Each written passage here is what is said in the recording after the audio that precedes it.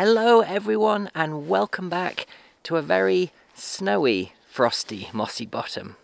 Winter has come early here in Finland to my absolute delight because the snow has turned my new house and home into something out of a fairy tale. It was beautiful before, it's magical now, at least I think so.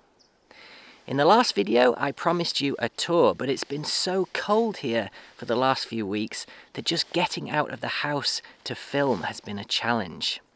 Today though, the temperature has crept back above freezing, even some of the snow has melted, and I'm on a mission to show you just what my 65,000 euros has bought here in the coastal region of southwest Finland.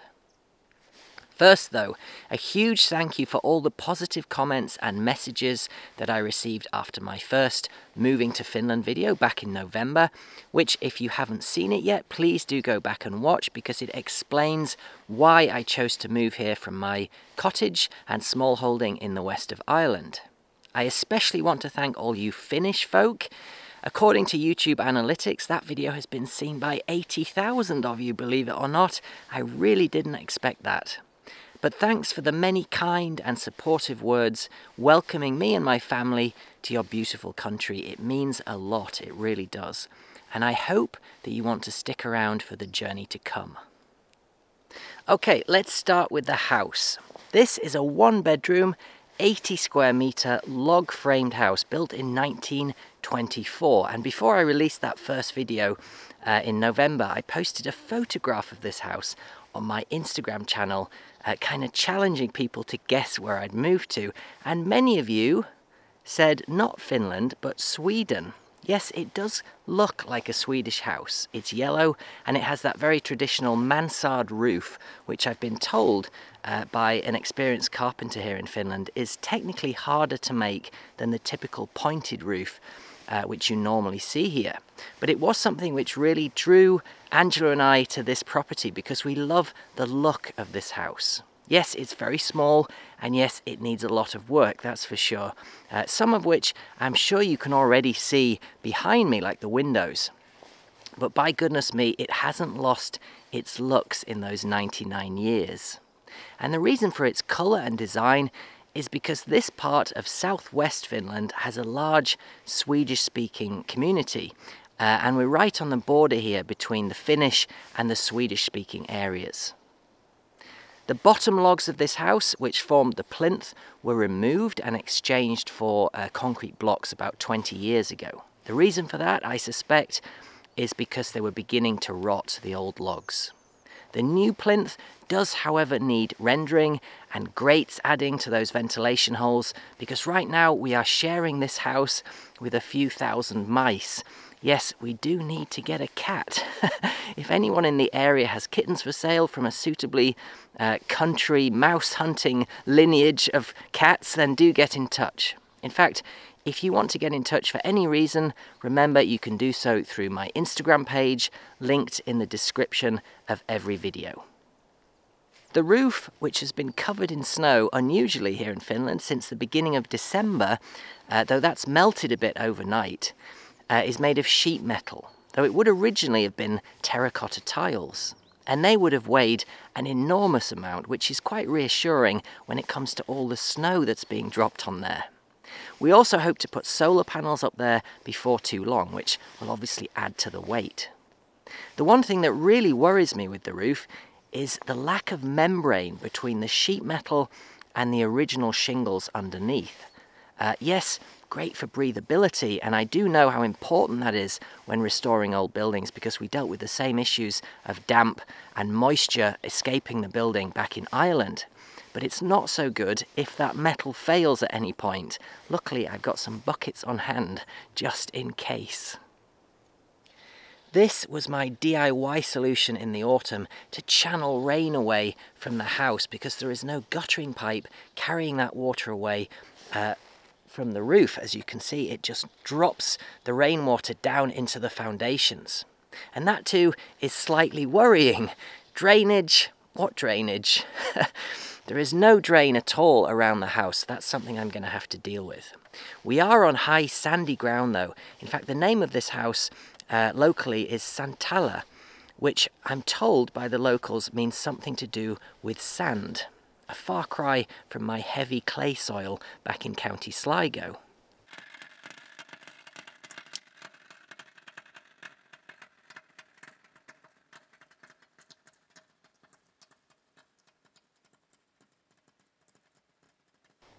But it's the windows which are the #1 priority for us right now. Many are cracked, like this one, which I suspect is down to the natural movement of the house through the seasons. And the internal windows are all single glazed, they're the originals. Now that may be traditional, but sadly it leaks a lot of heat compared to the modern double glazed thermal windows. Our hope is to restore these external windows, even the damaged ones which have some rot in, like this one, saving as much as we can of the original frame, and replace the internal windows with double glazed variants as close to these originals as we can get. There'll be no UPVC, I promise, but we do desperately need a bit better insulation because temperatures are already reaching -10 quite frequently. And that is not the kind of temperature in which you want to have cracked or missing windows which don't fit well. Saying that, we do have electric heating inside, we have 2 fireplaces, and we have a propane heater which we drove here with our possessions all the way from Ireland, and a whole heap of logs as well, which I've been furiously bucking and splitting from pre-seasoned wood. So survival is guaranteed, but better windows would make this house a whole lot more comfortable. The chimney is working well, as I think you can see behind me. We had to wait about 6 weeks to have it swept by a professional before we could even light a single fire. Luckily we arrived in September, so it wasn't too cold, but of course we wanted to be sure that it was safe before we started using it. And the 2 stoves that we have inside, we both had thoroughly checked. The one thing to do is install a chimney cap, which is very conspicuously missing up there. I might take that TV aerial down as well while I'm at it, because honestly, I don't think there's going to be much time for watching TV in the coming years. We do, mercifully, have a 200-metre well with entirely underground water pipes coming into the house, so no frozen pipes, we hope. And of course, we have mains electricity, which was upgraded 2 years ago and again is all buried underground. I'm sure many of you are curious to see the inside of this house, but that would be a whole video in itself. Right now, I want to show you the 2 barns, various other outbuildings, and the outdoor sauna, which is right here. But getting there with my camera might be a challenge through these drifts of snow and ice. It's going to be a battle. There are 2 large barns at this property, built around the time of the house, so in the 1920s, and in a very traditional style. This is the first, which, believe it or not, is in the best condition of the 2. Inside you have the traditional shingled roof, which of course has been later covered with this sheet metal. The timber cladding has been painted with a very traditional red paint, which I think is made of iron oxide.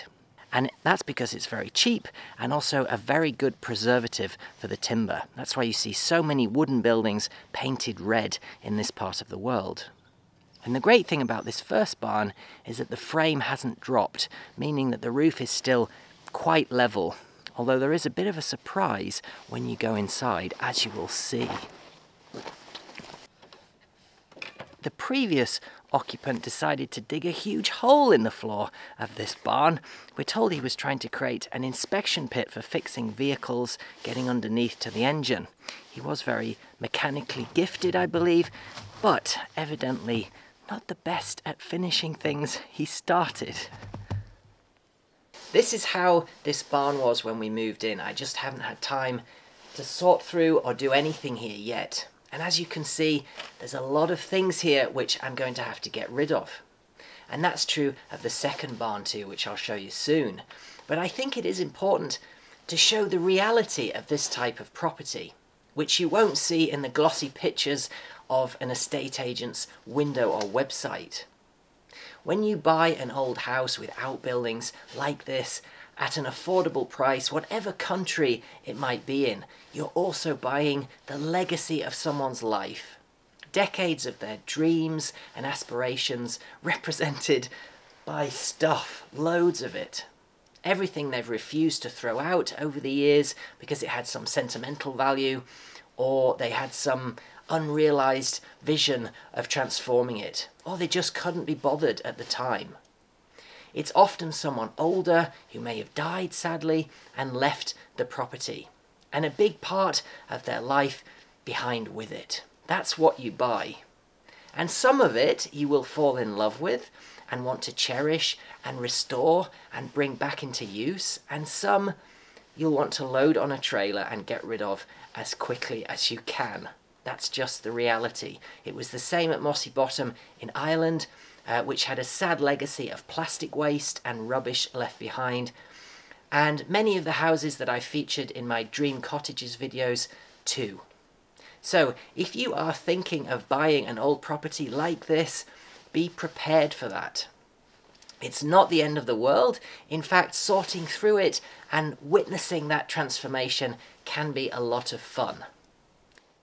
There are definitely some hidden gems in here too, some of which I've already spotted, from old fishing nets, traditional wooden skis and baskets, and lots of timber which I can definitely use.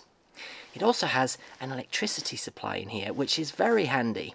So this barn will in time become my new workshop. First I have to clean everything out, fill in that giant hole.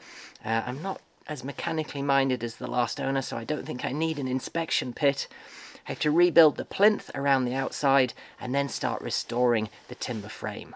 It took me 4 years to rebuild and convert my stone granary in Ireland to a workshop, so I'm making no predictions this time on how long this project will take. Do check out that video though if you haven't already, and if you're curious just what it took to restore. This is the second larger barn, built originally, we think, for housing livestock. It's part stone and brick and part timber frame. This side, unfortunately, has collapsed due to subsidence. The foundations have sunk, and of course that affects everything above them. The timber frame and roof are no longer straight and true, the floorboards are all over the place, and it feels somewhat perilous even walking through in here. There are even trees growing out of the foundation, as you can see, or what's left of the foundation. They may have had something to do with it failing. There are, however, some gems in here, much like the other barn, amongst the many piles of lumber and old window frames and plastic chairs and watering cans and bags of insulation and everything else. Behind me is the old stove, the old cast iron stove from the house, which I reckon can be cleaned up, restored, and maybe even installed in a cabin one day. And up in the attic space, there is an old bicycle, not dissimilar to May's old bicycle at Mossy Bottom in Ireland. I do wonder how long that has rested there, waiting to see the light again. And just who was the last person to ride it? And in this, the brick section of the barn, which has stone foundations, so hasn't sunk, although quite low ceilings, so very hard to film in. My tripod is wedged in there. I did find quite a few interesting artifacts. There are plant pots galore behind me, and a lifetime supply of garden twine for tying up my tomatoes. There's also old windows, old but in good condition. I think I can probably salvage those and use them in some kind of cabin or outbuilding. There's more wooden skis over there behind me. Very, very interesting. I haven't seen anyone using wooden skis for a long time, but I'm curious to get them out and see if they can be saved. There's also this, which is an old draw knife used for scraping the bark off logs so that you can use them in construction. Of course, the blade has long since rusted up and the leather has degraded on the handles, but I think with a bit of work I can restore these and bring them back into use. And I believe behind me, you probably can't see it very well on the camera, but I think that is an old hunting spear in the background. Again, I'm looking forward to getting that out and investigating it a bit more. And this down here, again I'm reliably informed, is an old-fashioned spade, a poor man's spade, made partly of wood, actually made mostly of wood, as you can see, with just the tip being made from metal to save on cost. My God, this thing is heavy, as if digging wasn't back-breaking work enough. You Finns must be made of strong stuff to do anything with one of these, that's for sure. And then there is this. This is an old seed spreader that was left here. I considered buying one of these in Mossy Bottom. Very, very handy tool. And in the spring, this will definitely get some use on my land. I can't wait. As for the building, well, I'm still very much on the fence as to whether I can save this old barn. You can really see from this angle the extent to which the roof drops down on this side. I think the best case scenario would be to completely take down the wooden structure, build a new foundation here, and then reassemble the timber frame on top of it, more or less how it would have been originally before the foundation sunk. And if anyone out there with a bit of expertise fancies giving me a hand, then do get in touch, because that is one heck of a challenge and not something I've ever tackled before. On the outside of that second barn, we have the old long drop privy, or WC as they're called here. You can even see WC written on the door. And if I poke the camera inside, you'll see the old toilet seats. I have a photograph of this structure before it collapsed too, so you can see what it used to look like. And this is quite a walk from the house, probably 60-70 meters, something like that. I'm not sure, honestly, I'd fancy walking out here in my slippers when it's -10 or 15 or -20 even, with 2 feet of snow on the ground at this time of year. So I wonder if they also had a composting toilet in the house for the winter months. Or maybe just a bucket under the bed, I don't know. Or maybe Finnish people just don't feel the cold. Considering how many of them I see jumping in freezing lakes, I am starting to wonder. You can see here the framework of another collapsed or disassembled structure. I suspect this was probably a log store for seasoning split logs for firewood, with a simple roof probably, which has been taken off. Unfortunately, the posts are completely rotten, which is a shame because I could really use a log store right about now. I'll just have to build a new one, I guess. Further up this path, you can see an old dog kennel, which as soon as I saw it reminded me of my first year at Mossy Bottom in Ireland, and of course of Moss, who I built a kennel for, pretty similar to this one in fact. It was the very first wooden structure which I made there. I hadn't even bought an electric saw or drill back then. It was all made with hand tools, but Moss didn't seem to mind. Many of you have asked me if I plan to get another dog here in Finland, and I have to admit the memory of losing Moss is still quite fresh for me. But yes, we would like to get another dog, or maybe even 2. It's not just about me this time though, but Angela, my partner, and Juno, our daughter too. We need a family dog who can protect and support her in our new home, as well as keep me company, of course, and rough it a bit in those Finnish winters. A tough, outdoor-loving, but child-friendly breed. Someone suggested a Bernese mountain dog in the last video, which caught my attention. It's a beautiful breed, I have to say, and certainly wouldn't get cold here, I don't think, with that coat. Any other suggestions, by the way, do let us know in the comments, which I always read. Behind me on this side, I think you can just about see, there is a giant animal trap, quite the contrast from the kennel to my left. I dread to think what that was used to catch.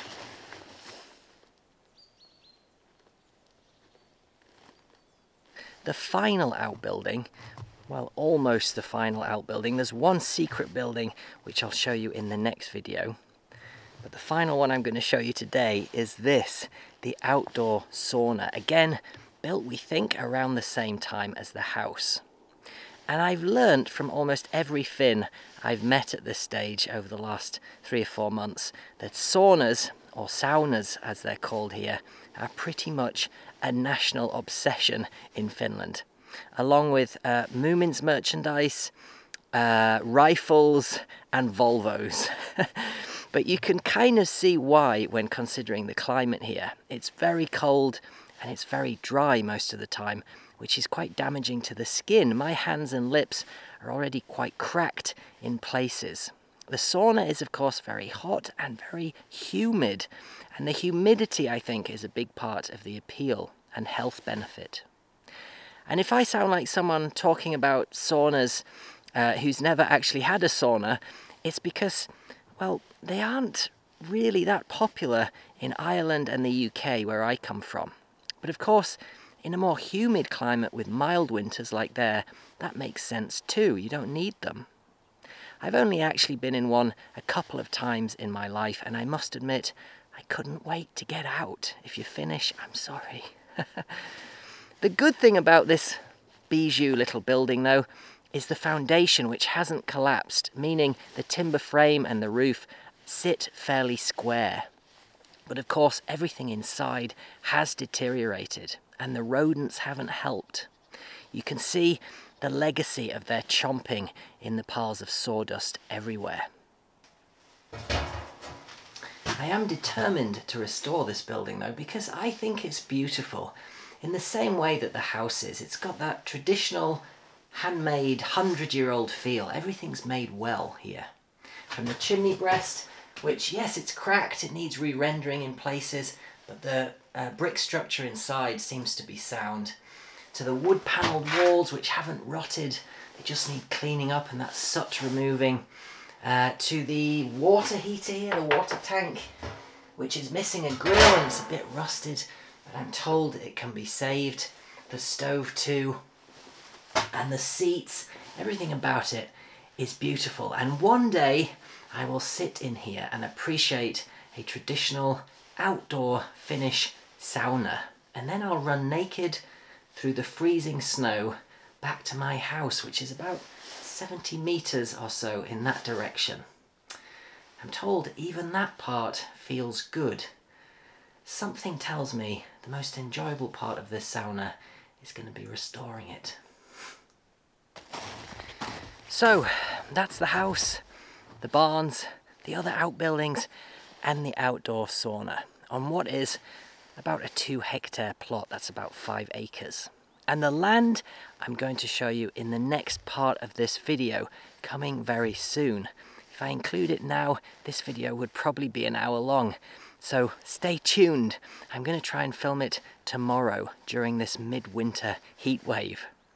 I'll show you the forest in a lot more detail, the pond, the old orchard, and I'll talk about some of my plans for transforming this land over the coming years into what I hope will become a self-sufficient smallholding, even more magical, I hope, than Mossy Bottom in Ireland. If you would like to hear more from my partner, Angela, and I know many of you have expressed a desire to do so, then she has just launched her own blog on our Patreon channel, which you can find a link to down in the description of this video. In the first post, she talks about her own background, how her and I met, and some of her experiences living in this house so far. She's a great writer, and there'll be a new entry every month. And of course, if you join us on Patreon, you'll be supporting everything we do here and my ability to keep making videos. For now though, from me and my little growing family in a very snowy, frosty, mossy bottom here in the pine forests of southwest Finland, take care and bye for now. See you soon.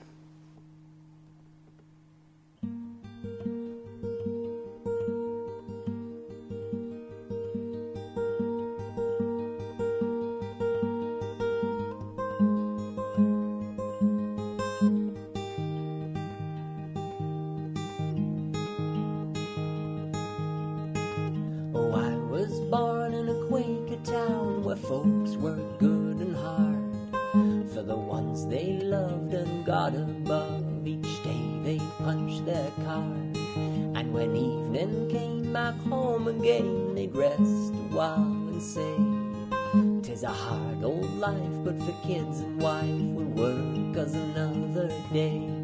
When the sun rose low, back to work they'd go, singing on their way. Oh, for job and home to call our own, we'll work as another day. Oh,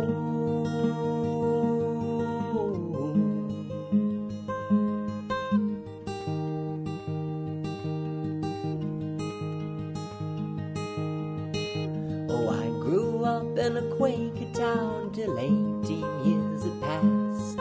Then I packed my bags and I said farewell for a better life at last. And for 5 years more I studied hard, and the state paid harder still. For that better life I earned my debt on her education bill. Till I threw my cap and they all did clap and shake my hand and say, "Well done, my son, now work's begun, you'll pay